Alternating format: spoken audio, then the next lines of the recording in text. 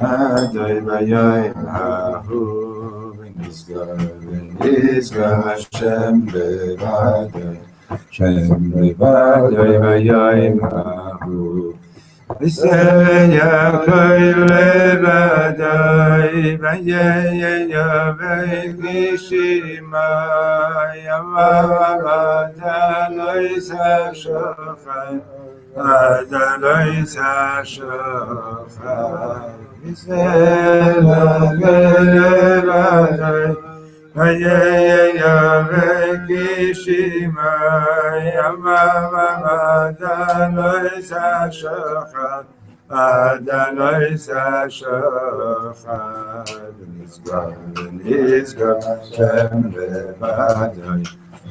Bevadai Bayaim Hahu Nizgar Hashem Bevadai Hashem Bevadai Bayaim Hahu V'seh Yaakov Levadai V'yeyevei Gishimai Avada Loisa Shochan Avada Loisa Shochan V'seh Yaakov Levadai V'yeyevei Gishimai Avada Loisa Shochan Avada Loisa Shochan.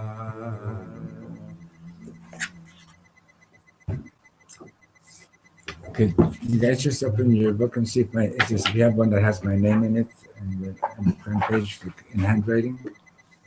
No? This one? Yeah. Thank you. Okay, so last night at the Parsha class, we actually went back, Ephraim Mordechai.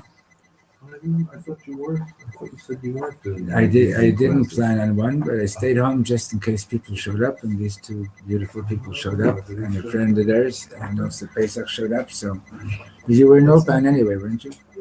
Yeah. Anyway, so we did something that we had done here, and where was it? It was Lamed Bet, right, 32. And so it's a piece that's worth, if you don't mind, Ephraim. Yeah, it's a piece that, no, I didn't mean that. I'm not playing teacher, don't worry. Do you want a detention? I never got detention. You never got? I was the teacher's pet. For me, detention was when they made me come into class. But that was detention for me. Baruch Hashem. So if you don't mind, we're going to go over this piece again because it's like it's an important piece to work with. Okay, Where are we? Page 32, 33. Because We So thought that we need to learn things 101 times. okay, so now we're at number 2.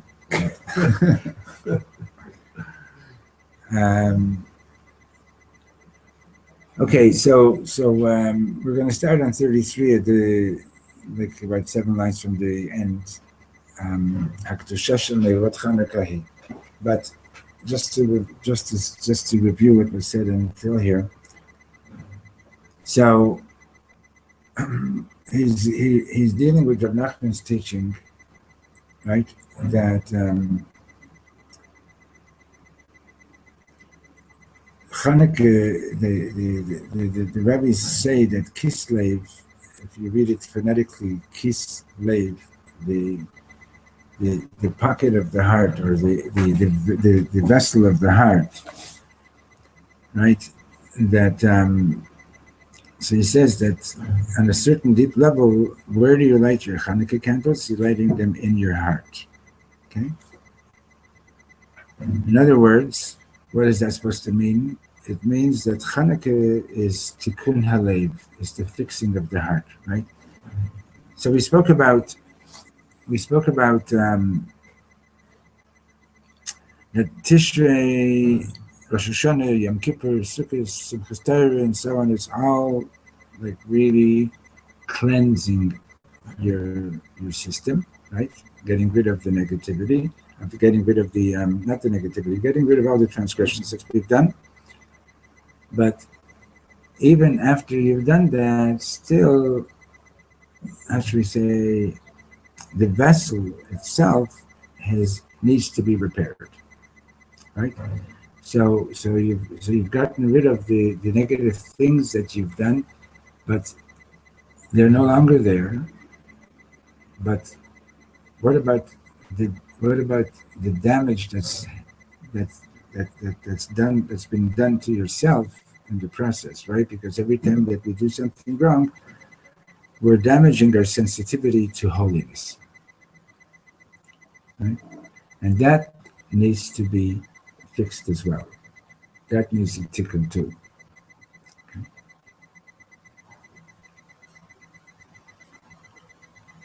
So when does that get fixed? So he was saying that gets fixed on Channukah. And the question is how? Okay. So Reb Shlomo gave some examples about the type of fixing that we need to do, right, with the heart. If you just read a couple of lines, the second last line on 32 says, "Aval et halev atzmo matay hakadosh baruch hu metaken oto." When does God fix the heart? Matay hu motzi et kol hasina v'hago'a me'alev. When does God take out all your hatred from the heart and all negativity? Right, we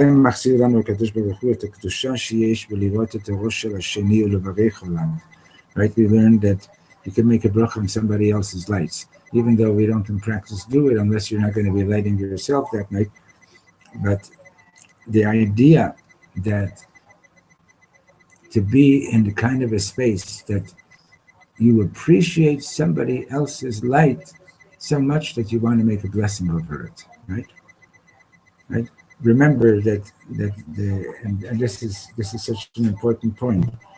The issue is there's the halacha, what do I do, what do I not do, and there's the understanding of what kind of a person is the halacha showing me that I'm supposed to be. Okay? I'm concerned about Michal. He goes shopping. Oh, he's getting something. Yeah, he went to English bakery, he said he hasn't been back in Channukah. He hasn't been back in a while, right? Well, he generally does a little shopping. Yeah, but he usually comes for this class on time. Well, and the truth is, If he's not here in 10 minutes, he'll go to he seems a little wild. today, yeah?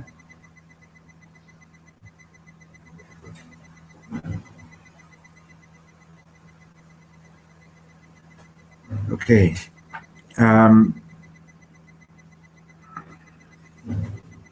So this halacha that you can make a blessing on somebody else's light is basically indicating what kind of person, what kind of Jew, what is it? What is the Jewish person? The Jewish person is a person who sees somebody else shining and they say, "Wow, I love that. I'm making a blessing over it," right?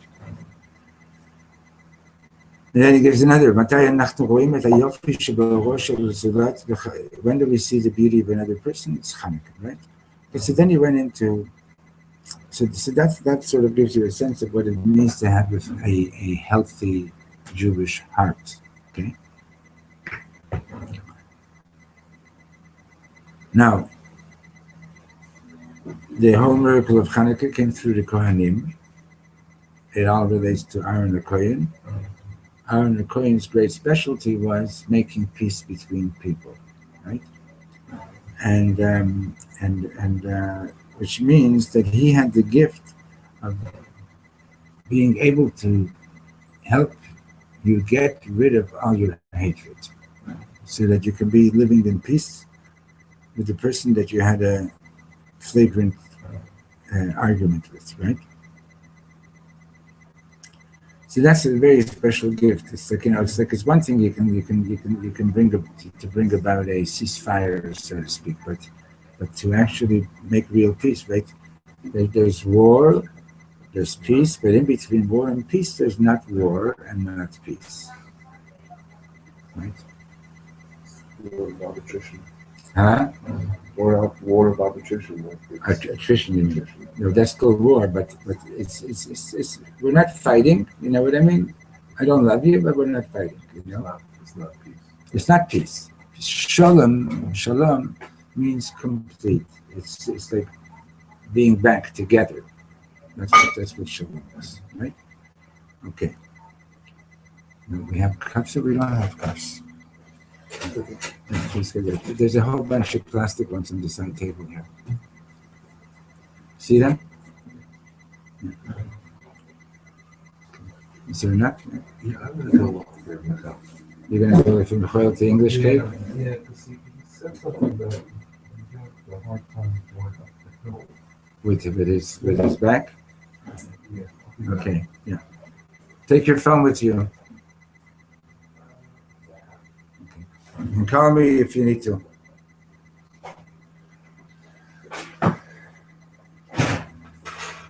Okay, so then he went into Reb Nachman's teaching that every time that we do a transgression, we're damaging our sensitivity to all these things, our sensitivity to holiness, etc., and even to our ability to love our own children. And so he said, for the sake of your children, for the sake of our children, we better really clean up our hearts, like heal our hearts, because otherwise, kids need pure light to receive Torah from us. So now, the bottom of 33, 7 lines from the bottom.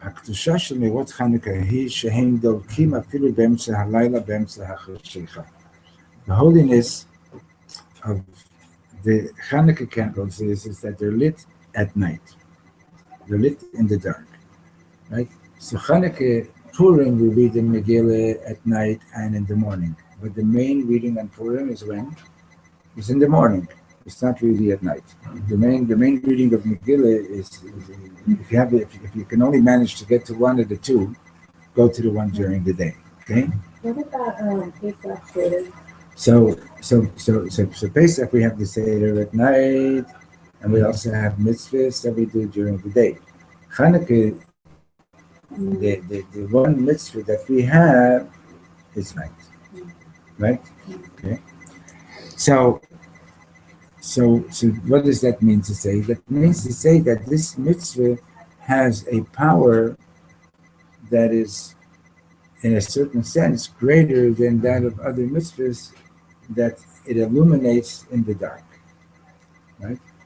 And Toba, you were there when I told that story about the Lubavitch Rebbe, about the fifth candle at Jerry's house. You weren't able to hear me? Huh? I came in halfway through since we So it's a famous story that when the Lubavitch Rebbe got married in 1928, so this it's a story with this Satmar Chassid that he basically came and told the story after the Rebbe was nifter. So this man, his name was Greenwald. So he was a nephew of Reb Menachem Zemba. Reb Menachem Zemba was one of the great scholars of Poland. And you guys want some water here? Pour another cup in here. And so all the great rabbis came to the wedding of the Rebbe, and then Reb Menachem Zemba took his nephew to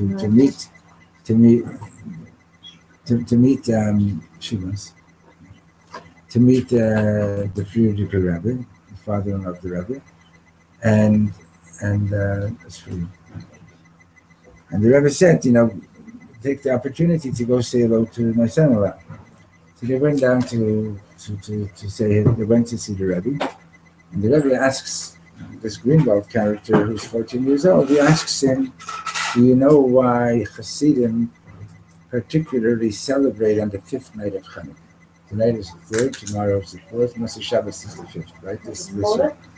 because he wants to come in. Let him in. We have another book there. There's one more. No, we have lots more books. Oh.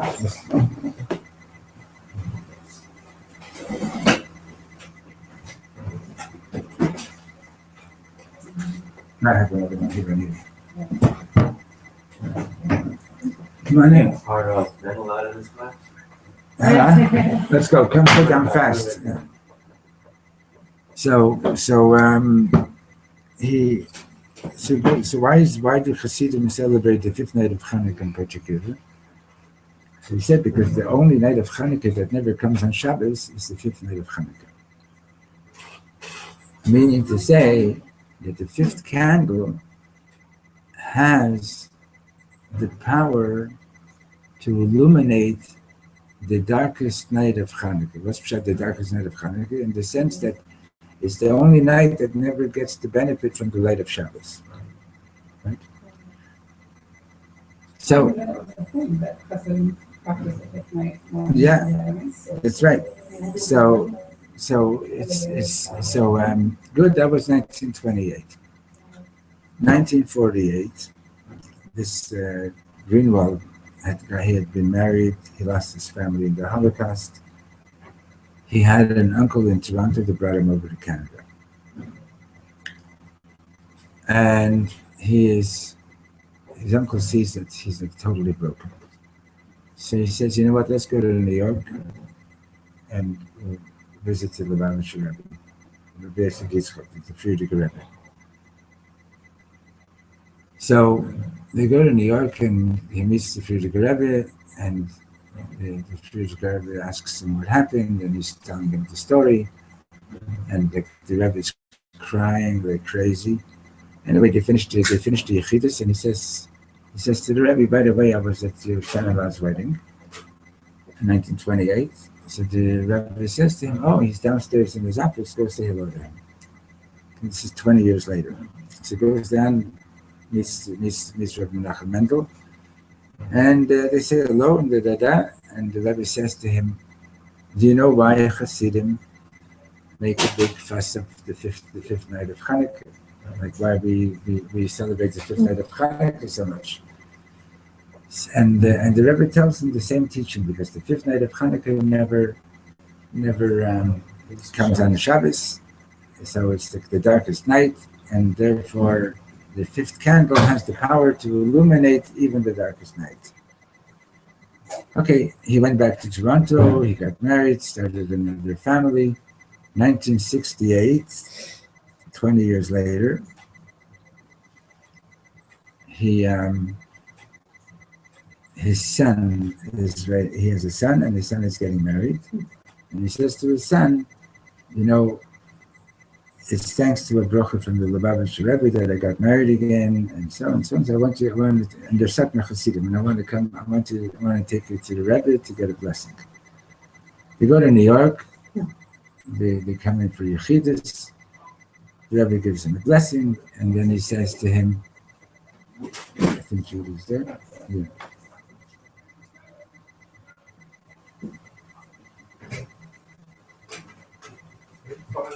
Where is he? He's talking to someone. He's not coming? Well, he's standing. But he's fine. Okay. Yeah, he's talking to the Thank you. Thank you for doing that. So 1968, and the Rebbe says to him, again, he says, "Do you know why the 5th night of Hanukkah is so special?" Right? So he's already told him this teaching in 1928. He told it to him in 1948. Now he's telling it to him again in 1968. Because the 5th night of Hanukkah is the only night that never comes on Shabbos. The power of the 5th candle can illuminate even the darkest night. You can bring your bag here so that nobody trips over it, and just come sit down fast. So like Rabbi Greenwald is like a little amazed now, like this is the 3rd time he's hearing this teaching. And he says to the Rebbe, "If you don't mind, if I ask you, I'd like to ask you a question, and I'm page 33. I personally, have no problems with this, and I'm not questioning you, but in 1967, 3 days before the Six-Day War, the Rebbe started Miftzat Tefillin.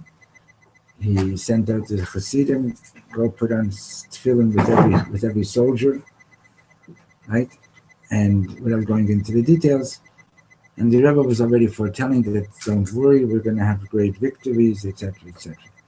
But the Satmars were not only Satmar, others were shocked. The Rebbe sending out his Hasidim to stand in the street to put on tefillin, which is so holy. To put on a Jew's coming out of a restaurant that maybe is not so kosher, right? And they say, "Hey, you're Jewish, let's put on tefillin." Coming out who knows from where, let's put on tefillin, right? So there was a lot of very vocal opposition against this whole Miftzat Tefillin. I remember once in Toronto when I was in yeshiva, I was back in Montreal then. Somebody called up the yeshiva and he says, "Listen, I want to put on. I heard you guys are putting on tefillin with people.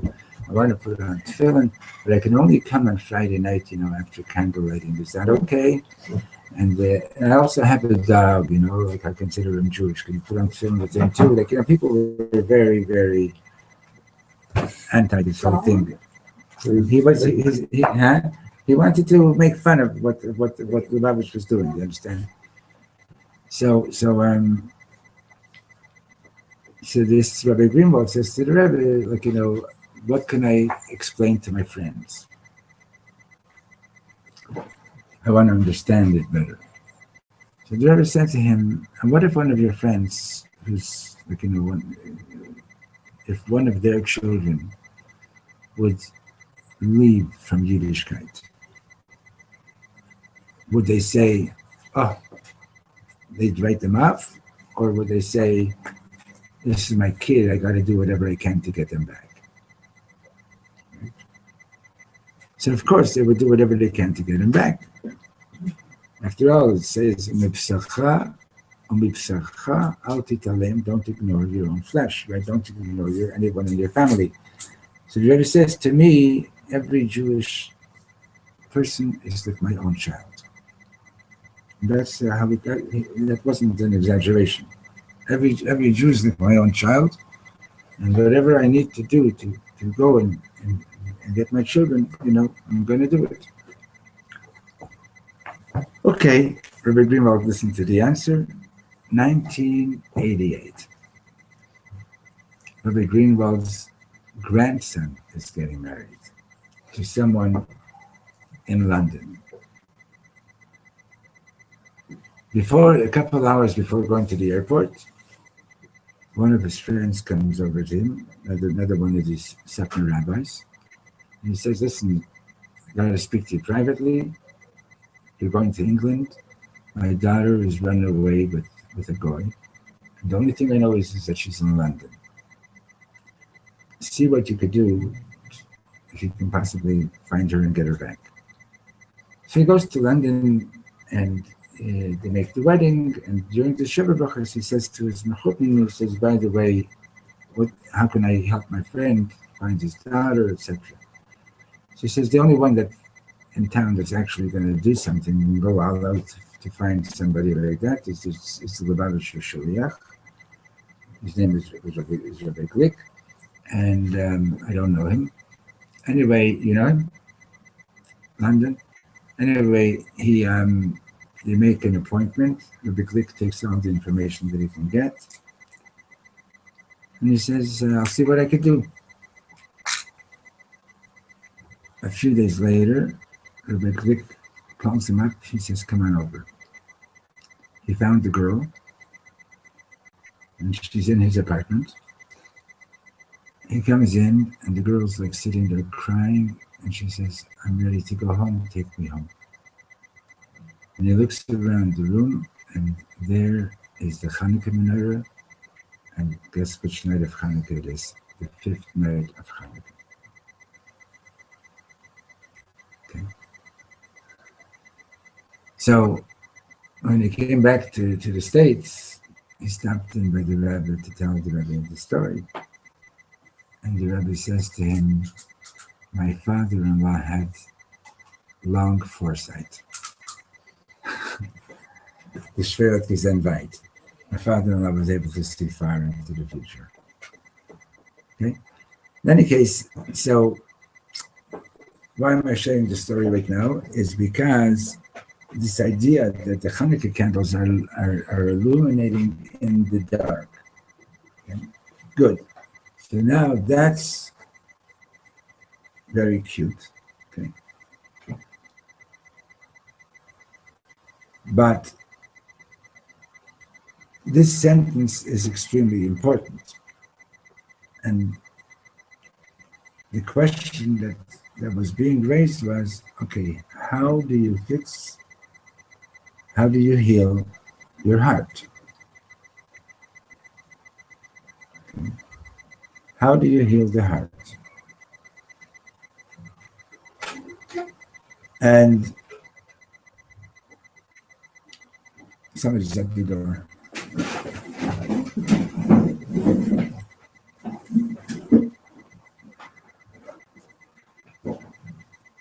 I think when he comes in, we should all start singing happy birthday to... Nobody? So somebody's knocking somewhere else. Okay. So how do you fix the heart? So when he says that the holiness of the Channukah candles is that they illuminate in the dark, this is the critical factor that we're talking about. And what I want you to do now is I want you to think about it for a couple of minutes, and I want to hear what you've got to say.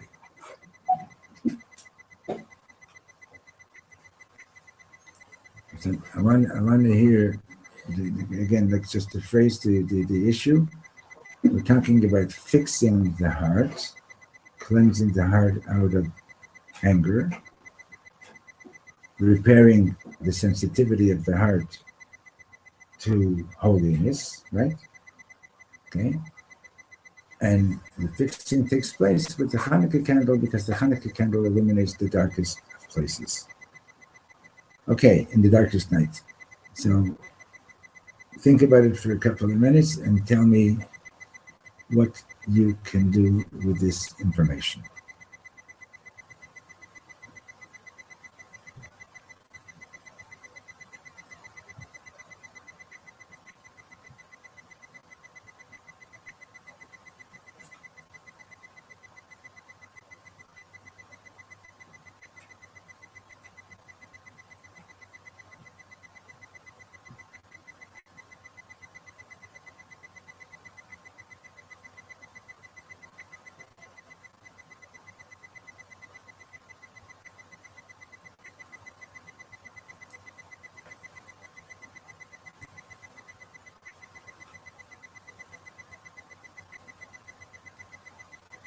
And whenever you're ready to share something, go ahead.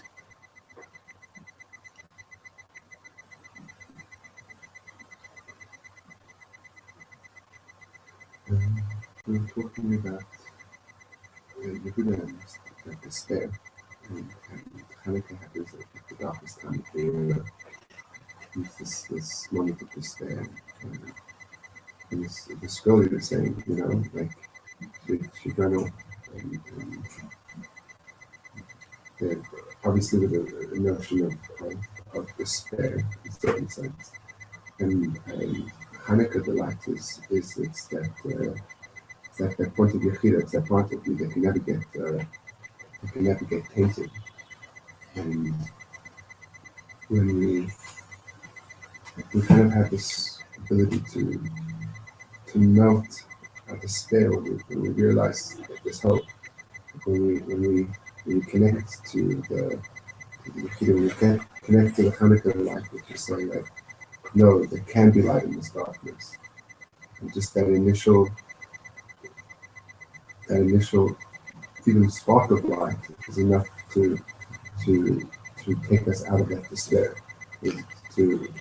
Okay, but we're what you're saying is good, but what we're trying to understand also is the healing of the heart. That's like, so you're talking about an initial point, okay, but I want to go like In other words, to heal, you first need to granted. That's the first. That's the first step. Okay. Okay. Now, my question is, can you take the Channukah light and actually bring about a healing in your heart? You can definitely. You have to get past that first step, right? But what do you do past that first step? How do you heal your heart with it? Let's hear. Come on. I really don't know. This is a tough one. The only thing I can think of is that you're like bringing light to that place, but like, how does that bring you out of it? Okay, it's a good step. We'll work with it. Anybody else want to say something first? What are the different ways of healing we speak of? We speak of you can either direct the thing itself, or you can strengthen that which is around it. There's a third method of healing. The third, I don't know what you mean, but yeah, but the second one being holistic, right? So let's go with what Leah just said. Do you want to repeat it for a second? Can you heal your heart by bringing light to a dark place? Okay. So, so Foley was saying that you're discovering that there's a point of light, there's an essence of your being that never gets ruined, right? And that's finding your pure oil. Okay, now let's ignite that and I don't know if this is going to work or not, but just try it as a visualization. Okay, so you're like it'll sort of help you a little bit, like the process of like when we're searching for chametz before Pesach, the night before Pesach, you're doing the dikat chametz, right? So you're walking around with a candle, right? And you're looking for chametz. Now, imagine that now you got the Channukah candle, the Channukah light, and you're looking around in your heart. Now, assuming that you got rid of all the transgressions during the months of Tishrei, during the holidays of Tishrei. And what you're doing now is you're checking to see, okay, so you're looking around in your heart and you see that, like just take it metaphorically, everybody's heart should be healthy. And that you see that like there's sort of like little patches that are insensitive. Okay.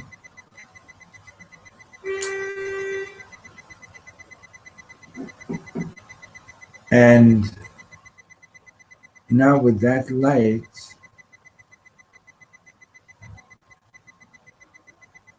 try to see that light spreading and eliminating those patches of insensitivity.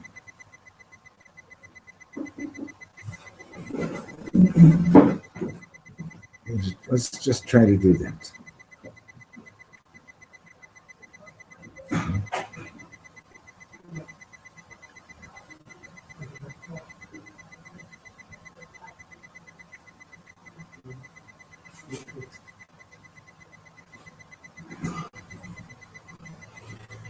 Okay, are you managing to do that a little bit? Veilig en Channukah. That's your box. Yeah, I know. It's yours. It's yours. Happy Channukah.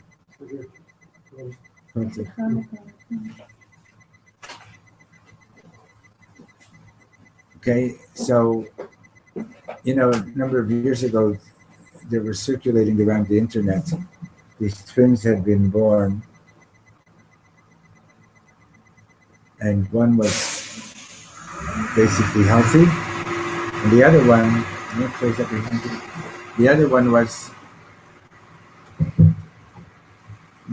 was not in good condition. The heart rate wasn't good, and it was amazing. This nurse at night in the nursery decided one was in the incubator and one was in a regular baby bed. She took the healthy one and put the healthy one in together with the, you remember that? Together with the sick one, and the healthy baby put its arm around its sibling, and the sick one got well. Okay? In other words,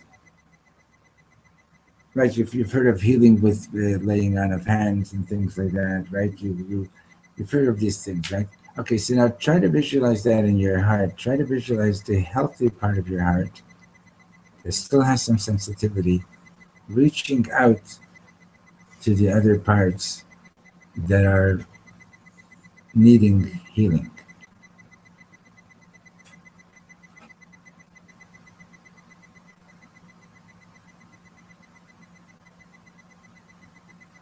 Now realize that, of course, the healing is coming from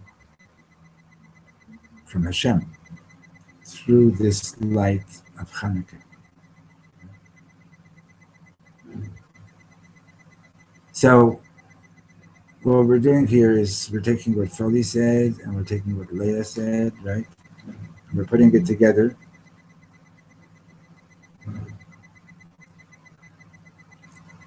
So tonight, or even now, like, when you're involved in the lighting of the Channukah candles,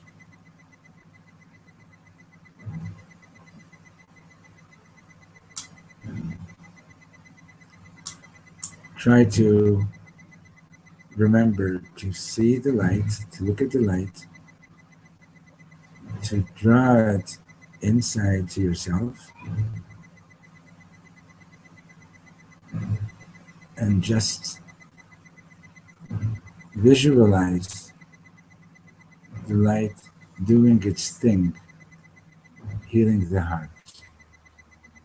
If you don't finish doing it tonight, you still have 5 more nights. Okay? That's right tonight. Okay? That's now. I didn't reveal, anything more than you already know right now. But what I'm really suggesting is, let's try to do it. Okay, and let's try to give it the time that we need to do it. And so when we light the candles, let's not just rush off and do something else or whatever it is. Like, at least like for 5 minutes, try to, as a prayer, like Hashem, I want my heart to be healed. I want to restore my sensitivity to Kedusha.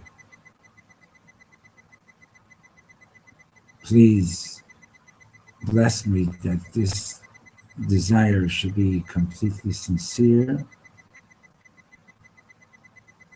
and please bless me that it should happen. And we should all be blessed like that. So Reb Shlomo goes on and says, Shram, you want to add something? No, I was just thinking that there was a teaching about the candle that we use for Pesach for searching the comments that I'm trying to remember. There's something, there's a reason why we can see much. You see better. The Gemara says you see better with a candle than you do with a torch. By the way, what some people do is that the wicks, if you're using wicks, the wicks and so on, and the leftovers from the Channukah candles are used for burning the chametz. Yeah, I didn't realize until yesterday that the wick, the little tube, it's just the very top there. Yeah. Okay. So so we're praying Gamal Ha'atid. So when we're lighting the Channukah candles, we're also praying for the future. If God forbid, chas v'sholom, I will do something wrong in the coming year. Asayna, please let it be, God. Sheha'or shel Channukah ya'ir b'toch ha'chashecha sheli. That the light of Channukah will illuminate in my darkness. Asena, please make it be, please let this light protect me from hating anyone. Please make it such that this light of Chanukah will give me so much holiness that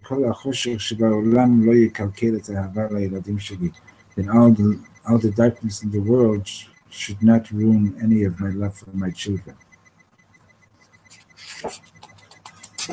Right?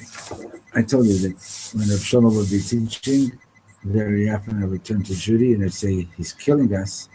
He's revealing depths of Yiddishkeit that I would sit there and feel like I didn't even start yet. So, page 34. Chanukah hu atikun hapnimi biyoter is the deepest fixing. Hachet lo rak shu gorem lisnom mishu acher. Not only does the sin cause one to hate another person, gorem lecha lisno et asmacha. It also causes you to hate yourself. בכל פעם שאתה חוטא, אתה מתרחק מהנשמה שלך, מהלב שלך. Because every time that a person is transgressing, he's going further from his soul, from his heart. So ביום כיפור, הקדוש ברוך הוא מתקן את הנשמה שלך בשורש. יום כיפור, God is fixing your soul at its root. ומתי היא שוב מאירה בלבך? When does it start illuminating again in your heart? מתי שוב מאיר האור המיוחד שלך? When does your unique light begin to illuminate again? מתי אתה יכול להביט במראה ולראות אור גדול? When can you look in the mirror and see a great light? ולא כלומניק and not a shmendrik. כלומניק and not a nothing, right? בחנוכה. Okay, so let's continue this. You can again keep your eyes open or closed as you wish, and just visualize yourself visualize seeing yourself in the mirror and seeing a beautiful person with light to illuminate in the world.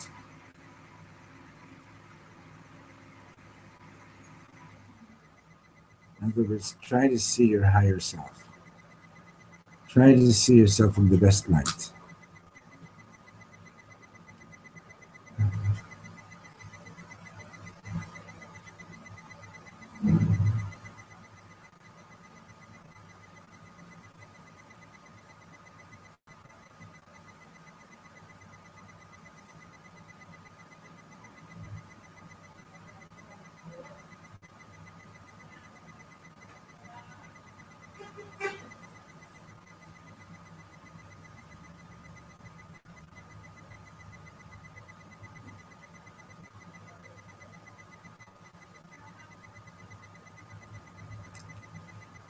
So I'm hoping that you all are able to do that now.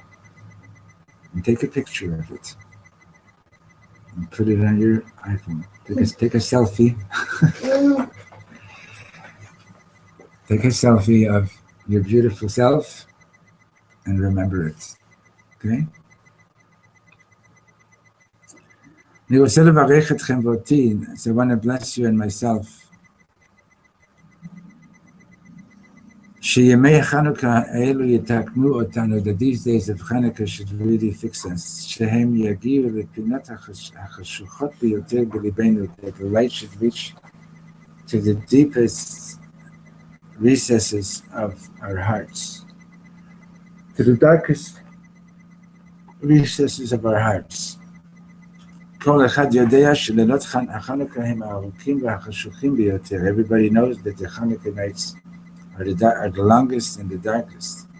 Hamashmaut and the fact that Chanukah is celebrated at this time of year when the nights are the darkest and the longest, what that means is שנרות Chanukah מגיעות למקומות החשוכים ביותר.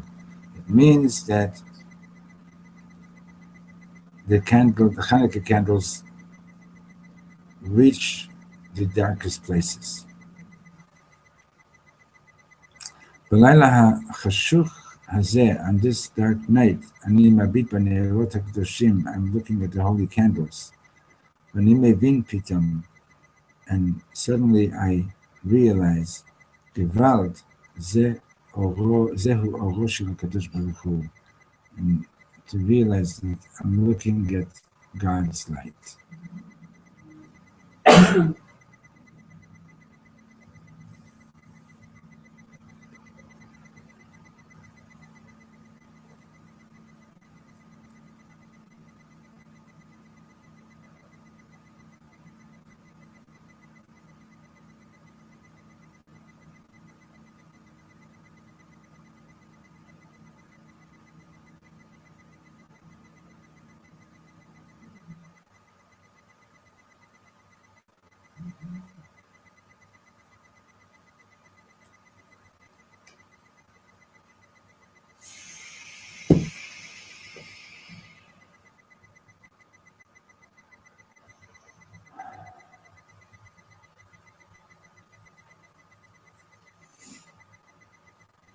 Okay, so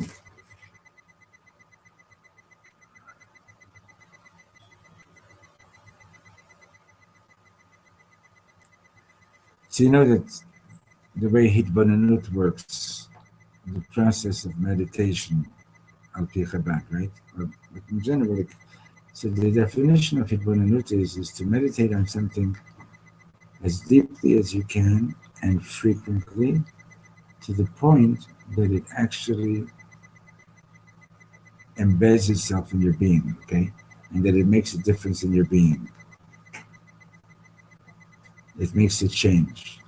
So what I'm saying is, what we just learned right now, if you don't want it to be just words, we need to meditate on it at length and frequently until, and as I'm not even going to pretend that I even know the words, but until new connections are being made in your brain. Right? The synapses. It's a bar mitzvah. Okay, whatever it is, I up.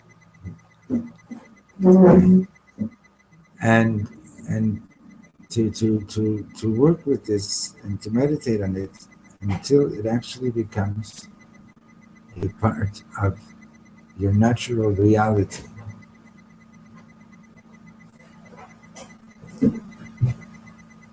And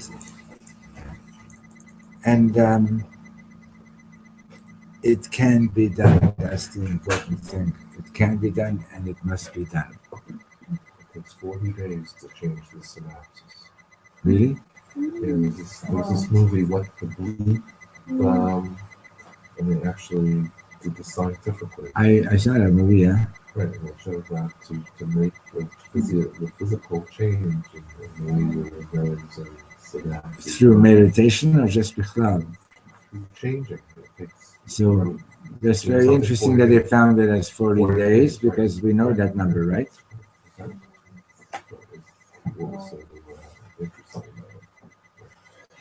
I told you there's a medrash when Hashem sends Moshe Rabbeinu down to give us the Torah. So he tells that he has a conversation with us in advance. And one of the things Hashem says to tell the people, "Vatem tihiyu li mamlechet kohanim v'goy kadosh." You shall be for me a kingdom of priests and a holy nation. And the Medrash says an amazing thing. The word li is spelled Lamed Yud. What's the gematria of Lamed and Yud? 40. Lamed is 30. I knew that one day somebody's going to play hooky from this class. No, we're in the middle of something. Don't worry, we have no tinnitus. Sit down. We're very happy that we made it. We were actually concerned. We had no idea where you were. And so that's why we try and went. You didn't hear somebody saying E.T. call home? Remember that movie E.T.? I'm old enough to have seen it. Yeah, in color, yeah, or in black and white, yeah. Anyway, so Batem to you, Li Mamlechet Kohanim. So Li is Lamed Yud, Lamed is 30, Yud is 10. So the Medrash says Hashem was letting Moshe Rabbeinu know that our entire commitment of Nasa the Nishma is going to last only for 40 days. And what did we do 40 days later? We made a golden calf. Now, the amazing thing over here is a few amazing things. First of all, imagine if let's say you find your soulmate and your soulmate says, listen, I'm really committing myself to you just for 40 days. You're getting married for that person, right? Really not. And Hashem gave us the Torah anyway, right? So I can't say to Hashem, well, you really didn't expect me to commit myself for more than 40 days anyway, right? So don't be upset that I made a golden calf. Can't say that. But why did Hashem give us the Torah anyway? And why did Hashem sort of let Moshe Rabbeinu in on this secret? Because he's basically teaching us, with your best of intentions, you got to know that every 40 days, you basically really have to renew and strengthen your commitment. And if you don't, it can be dangerous. And also, I think taught that the first tablets weren't, needed fixing. That's why Hashem gave us the second. Well, so they needed breaking or whatever it is. That's already going to another angle, which is very important, but I can't really do that one now. But it's something to work with, friend, right? But the important thing is that we're celebrating Channukah, and we want Channukah to last all year long. Okay? And we want the healing to take place, but in order for the healing to take place, it's not enough to just read about it in a book. Okay? Now, if you're on the level that you can manage to say, I believe what I read, 100%, and it's going to be that way because I believe it, it's possible. Okay? But it's more realistic to say, okay, I read this, now this is my homework, this is my assignment for Channukah, this is what I need to achieve. Okay. And to do it, we need to practice significant meditation on this. And significant meaning to say, take the time to do it as frequently and as deeply as you can.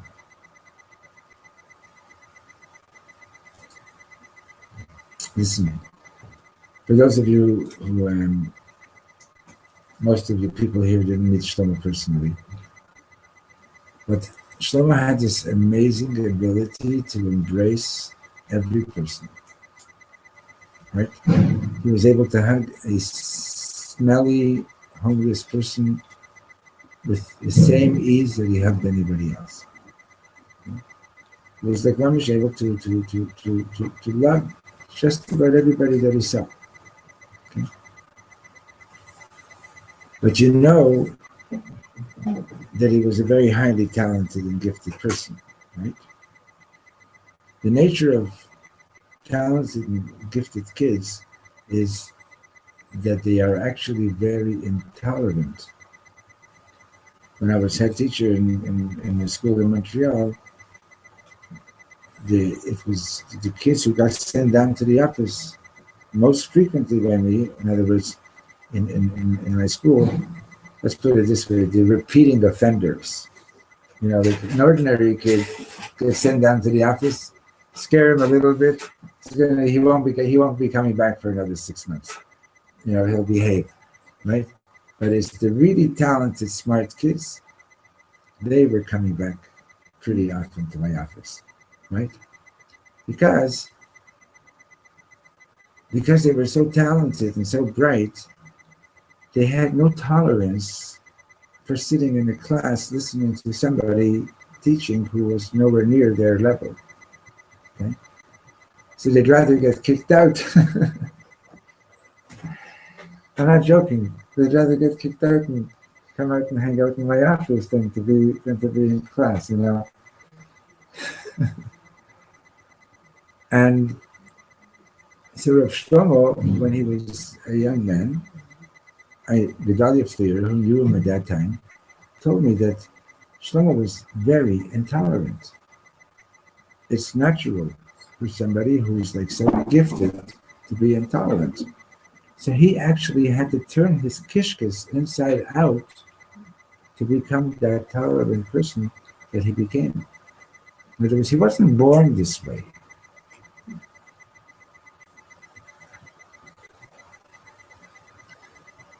Rarely do you find a tzaddik who was born that way, who was born a tzaddik. Huh? Like that book that put in Karen, The Making of a Vessel. Yeah. Oh, but Kamenetsky, yeah. Yeah. And the idea, you know, is that also like, And like all like me and you. and they took it off the market or something like that, right? Because no. Huh? The editor, the beautiful. They edited it and so on, right? It's like there are, you know, these people are really perfect, and it doesn't do us much good. Okay, it's very important to know that these people that you consider to be really great, they sweated it out. They really schwitzed it. Okay? That's how they became who they are. And we have to know that we can do this too. And that's what we shouldn't do. We can do it. And we need to do it. So we should be blessed. But remember, we bless each other with a joyous Channukah. Right? Why a joyous Channukah? Because you can only do it with simcha. It's like, if it's not with simcha, it's not gonna get there. Okay, so for all of Israel, V'nizgav Hashem b'vadai, Hashem b'vadai b'yayim ha'hu, V'nizgav Hashem b'vadai, b'vadai b'yayim ha'hu. V'vaser Yaakov levadai, v'yavavei kishimai, Adonai Zashokar, Adonai Zashokar, v'vaser Yaakov v'yavavei kishimai, Adonai Zashokar, Adonai Zashokar,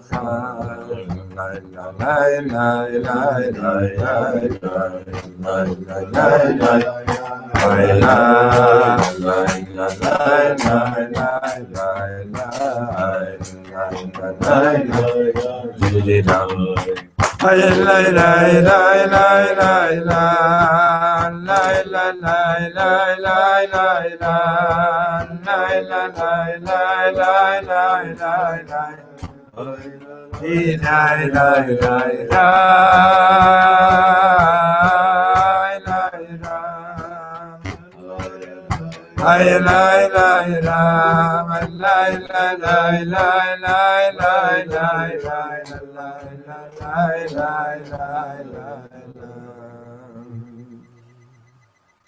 So I just want to put it out there, but I'm sure you've all heard this already before. Gemara says, Esav Seinid li Yaakov halacha.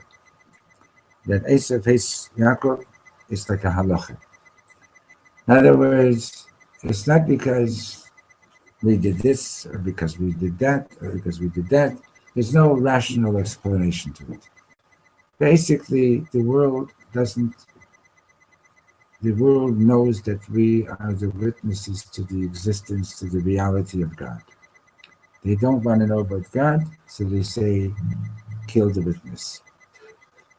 That's the whole theory, the whole thesis of anti-Semitism in the Talmud. So, what Europe did yesterday, don't be shocked. Don't be shocked. This is, huh?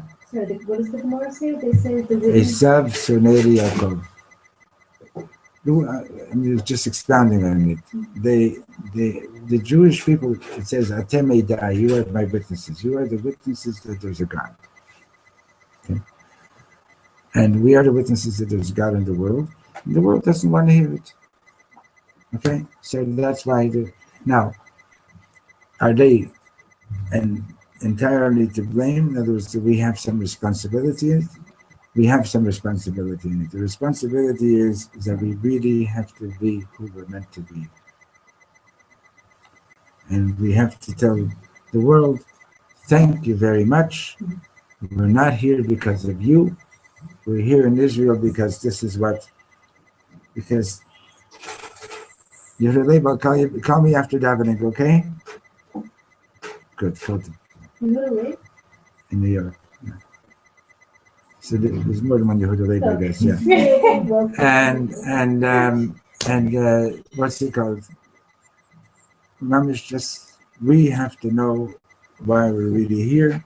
We have to be here because of that, because Hashem wants us to be here. That's why we're here. And Hashem wants us to make this world into a dwelling place for Him. So let's keep on doing that. Have a good Shabbos. Can I make one comment on what you just said? Yeah. I was close to Rabbi Aaron a few years ago. He brought